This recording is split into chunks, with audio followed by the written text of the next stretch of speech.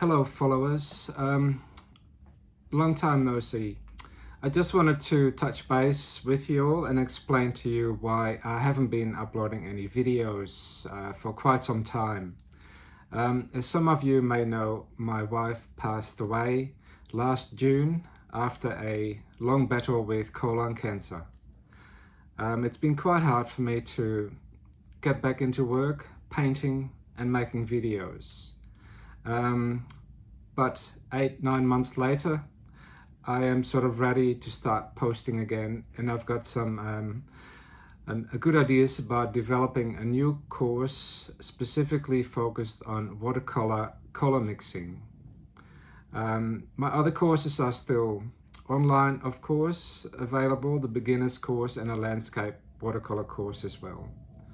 Anyway, I just wanted to explain why I have been offline and hopefully uploading new videos soon. We'll see you then. Thank you.